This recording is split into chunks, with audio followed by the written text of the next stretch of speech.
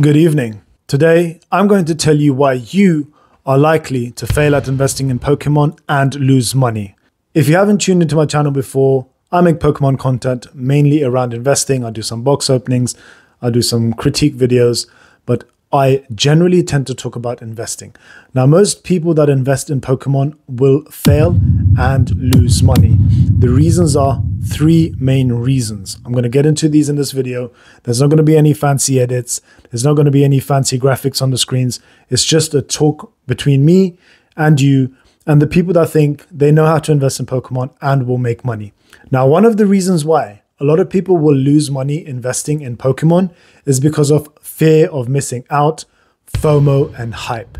Most people, when they come into this space, they get overwhelmed with the amount of information and YouTube channels out there that talk about investing in Pokemon and make it seem so simple and easy. People will hear about the hype on a set and go out and start spending hundreds and hundreds of dollars and pounds of their hard-earned money on trying to be first to get hold of a product. Now, as time has proven, when new sets are out, there is a lot of hype, and booster boxes especially tend to be overpriced, as well as we've seen with other products such as ultra premium collections and other things that prior to release are hugely overpriced, and later on down the line we see them drop.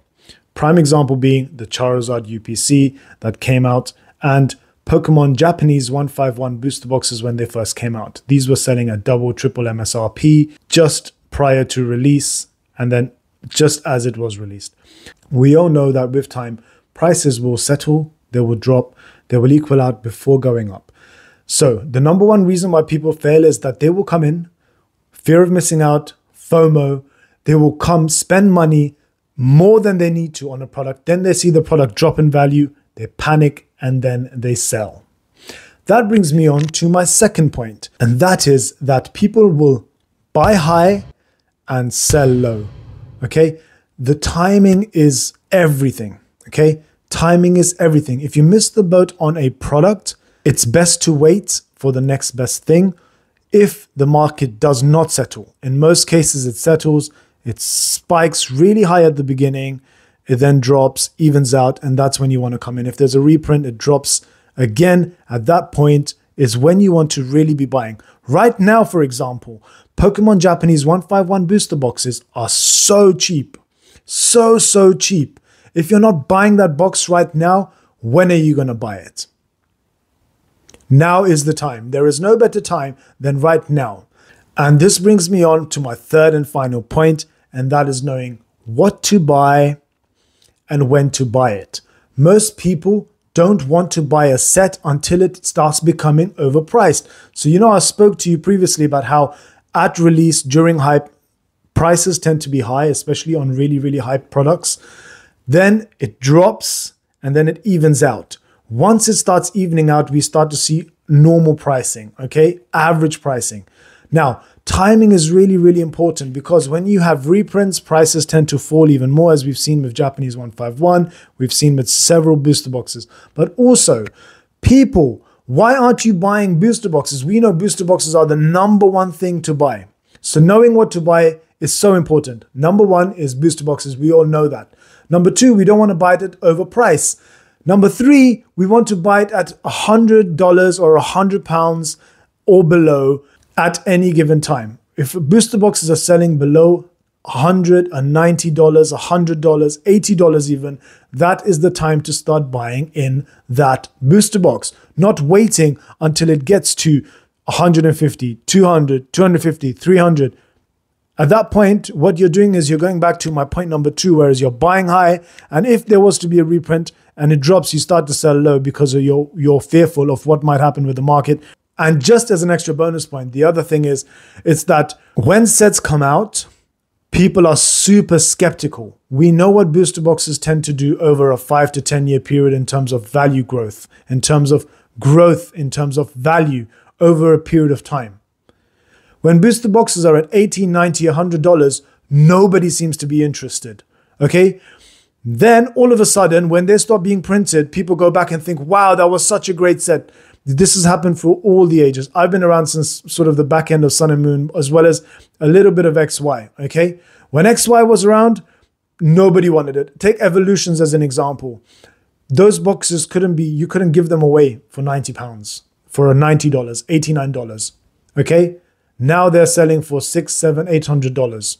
So when X and Y was out, everybody's like, this is trash.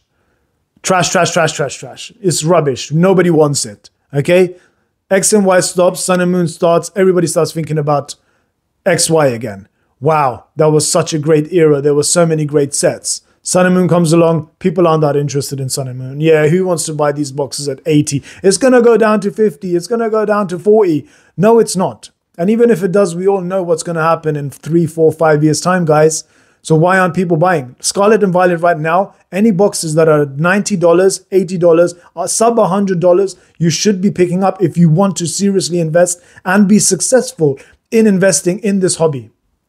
But you're not doing it. When XY was around, nobody was interested. XY stopped, everybody was interested. Sun and Moon came around, the same thing. Oh, this set's rubbish, that set's rubbish. You know, you could have picked up Cosmic Eclipse boxes in the early days for around $100. Look at them now, okay? Sun and Moon stopped, Sword and Shield came out. There were so many naysayers during Sword and Shield. I was around for all of that. Fusion Strike's rubbish. Evolving Skies is the outlier in all of this, but Fusion Strike's not that great. Lost Origins not that great. Chilling Reign is Chilling Pain. Look at the boxes now. Now everybody wants to go and lick the behind of Sword and Shield about how amazing it is now that most of the sets are out of stock and not being printed. Why weren't you buying boxes at $80, $90, $100 while they were still available at MSRP on the Pokemon Center for $140, $150? People weren't buying it. Now Scarlet and Violet's come along, Sword and Shield. Now everybody wants to go and get Sword and Shield. But you've missed the boat on that, on most of those sets. I mean, if you can still pick up at MSRP, Fusion Strike, Silver Tempest, Astral Radiance, Brilliant Stars, these you want to be picking them up. You're not going to get Evolving Skies booster boxes, guys, okay? But let's be realistic. In the UK, you can still pick up a lot of these boxes. Fusion Strike and Brilliant Stars, Astral Radiance are available at Pokemon Center, even maybe Silver Tempest. I might be wrong there, okay?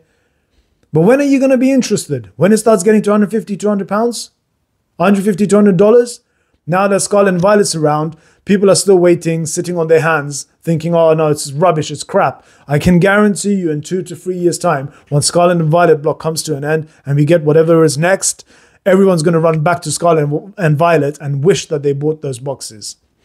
So these are the main reasons why you're going to be unsuccessful and lose money in Pokemon investing. However, if you want to be successful, pick up booster boxes, pick them up at sub $100, £100, when they're freely available. They're freely available across the market. Just go on eBay and look at it.